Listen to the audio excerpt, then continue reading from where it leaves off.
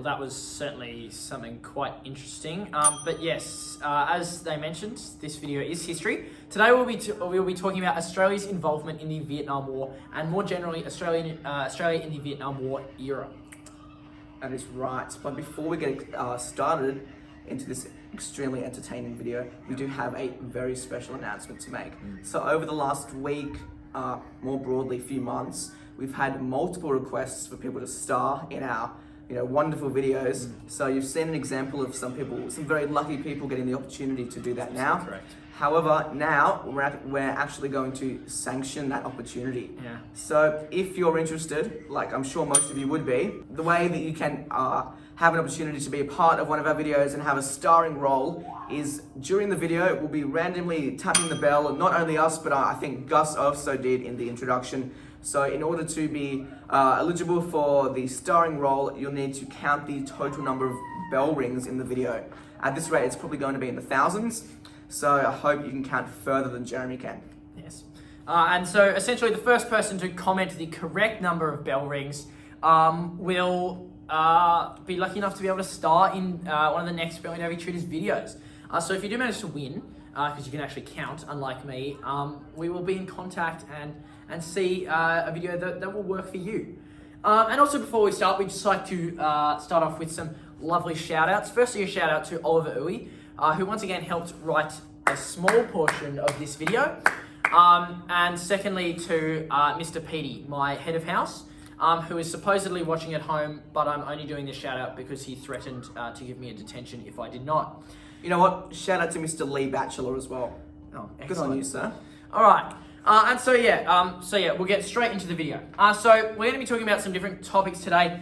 These being sort of our big headings, being the communist threat, Australia actually in the Vietnam War era, opposition to the war, and then finally impact of the Vietnam War. So we're going to first start off with the communist threat. And as our subheading under that, we're going to be talking about foreign or external threats. So essentially, the Vietnam War was born out of the Cold War context. And so the Cold War context obviously still applied when the war was taking place. Essentially, the US was still very heavily on their anti-communist front, and we're not too happy with Russia or any other communist countries for that matter. And this was the main reason that the US had to enter the Vietnam War, and due to the Cold War, the communist world was seen in a very poor light. Therefore, when communism came as close to Australia as Vietnam, the threat became more and more real. As well as this, we saw that the SEATO and ANZUS treaties, which were essentially designed to stop communism, were in place and sort of caused us to go into the war as well, which we will touch on more later. Just to clarify, the SEATO Treaty is the Southeast Asian Treaty Organisation, Yeah. and the ANZUS Treaty is the Australian, New Zealand and US Alliance. Yeah, it was actually not relevant for you to clarify, but thank you. So. Just in case someone was a bit behind. Okay.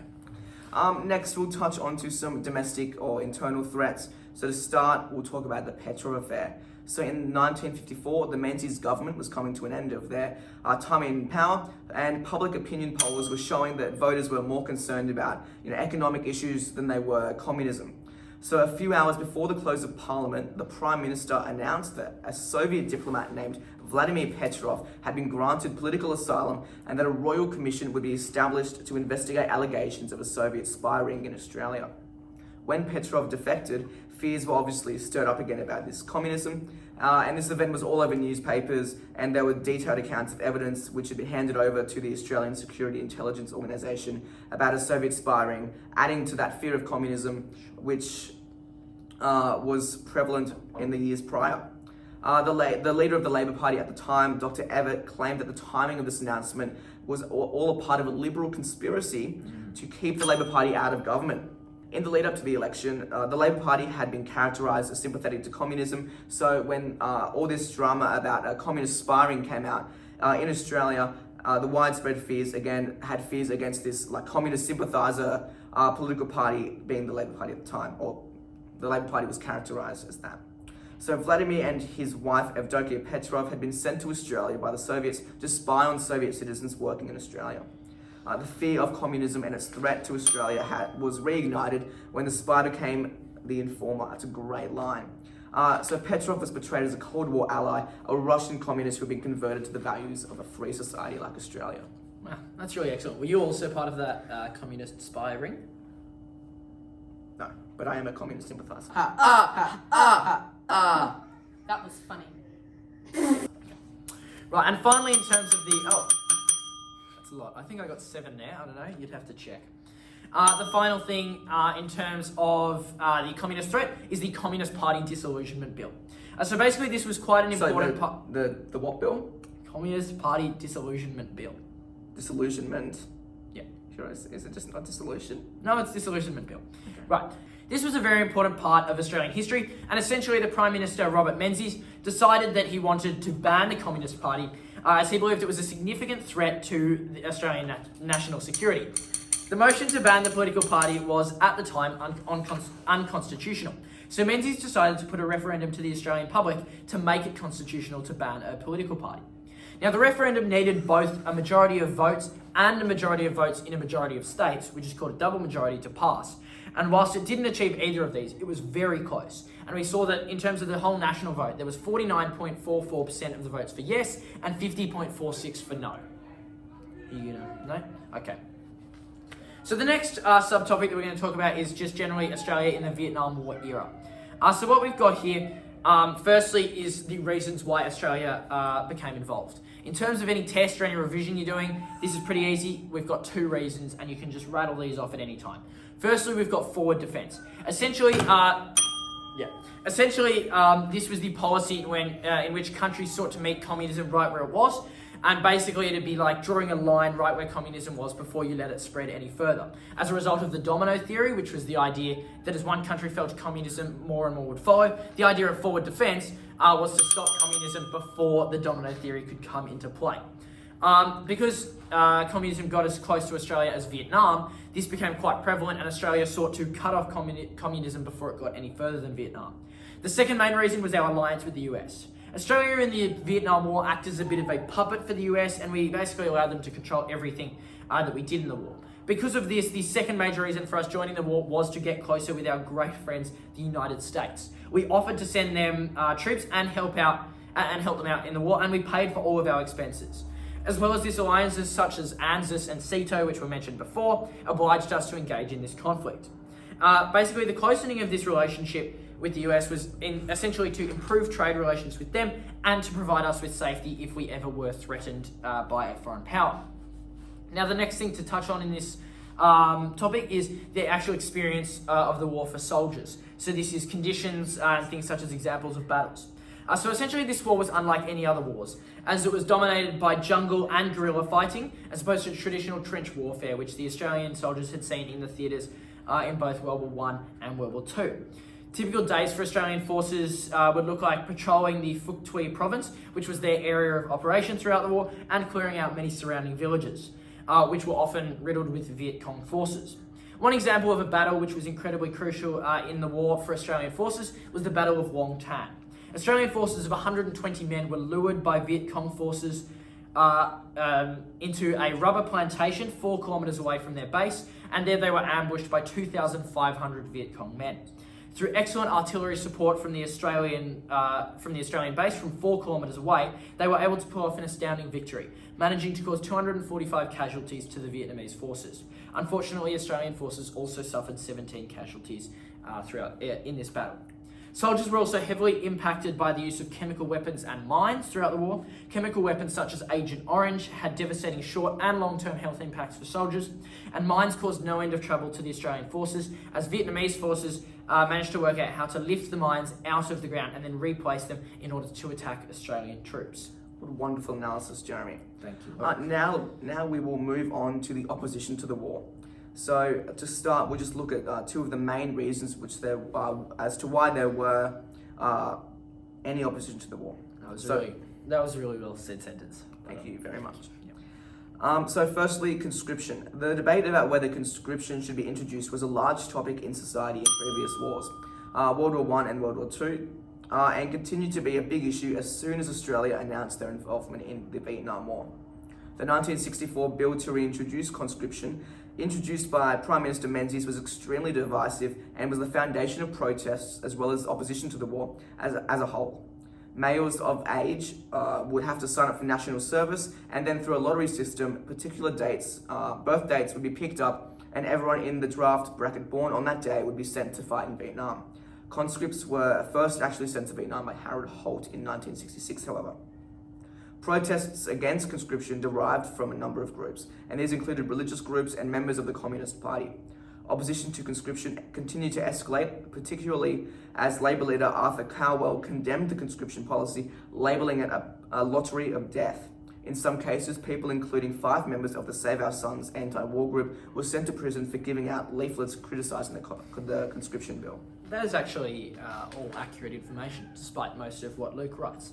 Another reason for opposition to the war was the fact that this was the first real televised war. So the Vietnam War was the first war in which scenes of the war were beamed into Australians' homes via their television screens. And the graphic images of US atrocities, particularly in Vietnam, were shown on TV nightly. And these behaviours, whilst committed by US forces and not by Australian soldiers, were often associated with any soldiers involved in the war in general. And this caused many people at home to question whether there was actually anything worth fighting for, and for causing this damage to the Vietnamese population and the country as a whole. As well as this, we saw the protest movements, including the SOS movement and the moratorium movement. So the moratorium movement was an anti-war protest which demanded for the immediate, total and unconditional removal of Australian soldiers from Vietnam and the immediate abolishment of conscription. The first Moratorium Day March occurred on the 8th of May 1970, and the movement was strongly against the fighting in Vietnam in general. As well as this, the SOS or Save Our Sons movement was a movement strongly against the idea of conscription and the National Service Scheme. Whilst these movements did pick up a lot of support, in the end it was the US withdrawing their troops from Vietnam that ultimately brought our troops home, not the movements themselves. The final topic which we're going to talk about is the impact of the Vietnam War. So the first stakeholder which was impacted was the returning soldiers. So firstly, for the returned soldiers, I will speak specifically here about soldiers who had been conscripted, often called NASHOs, short for National Servicemen. So the issue that we found for the issue that the NASHOs found was that because they were serving mandatory 2-year terms in Vietnam, what this meant was essentially the day that their 2-year term was up, they were taken on a charter flight, on a Qantas charter flight, immediately back to Sydney Airport. They were given 1 night's accommodation and essentially sent home. These soldiers did not get any sort of welcome home parade, and they didn't get any sort of closure for what had been obviously an incredibly tough couple of years for them. Essentially, what happened was they would just be taken home.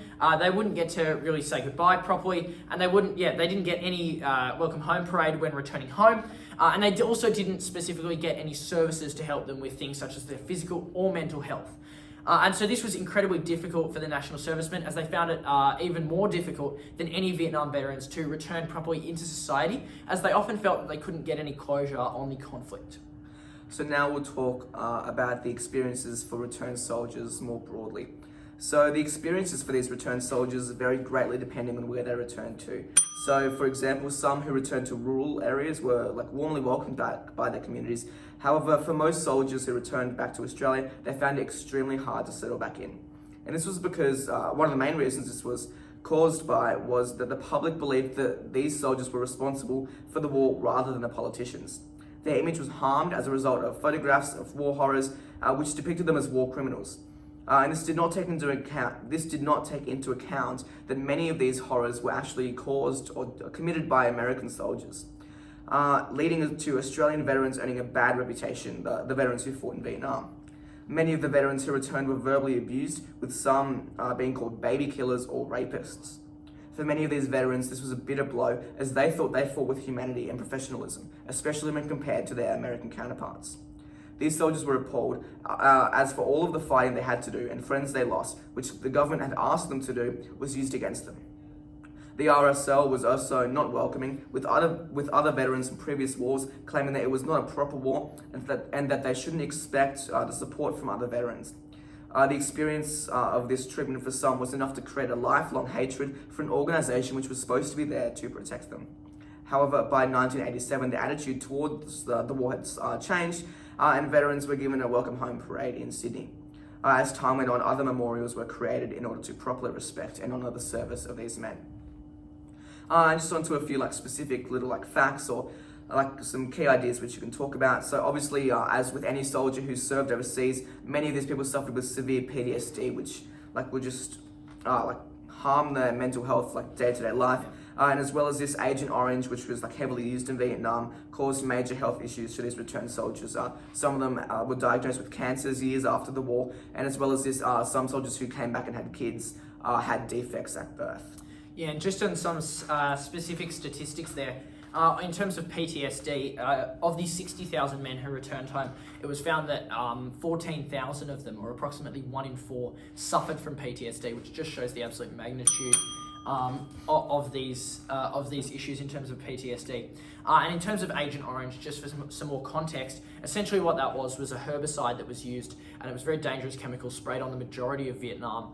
And so a lot of the soldiers would have been exposed to that. And so the Vietnam Veterans Association of Australia launched a big campaign in terms of increasing the amount of compensation that veterans from Vietnam could gain due to illnesses from Agent Orange, which led to a Royal Commission being set up into the effects of Agent Orange, and eventually they found that Agent Orange could be linked to some cancers that had been present in Vietnam veterans. Thanks for that. Yeah, finally, just some impacts on society more broadly, and in this case, politics. So essentially, the war caused huge amounts of political change in Australia.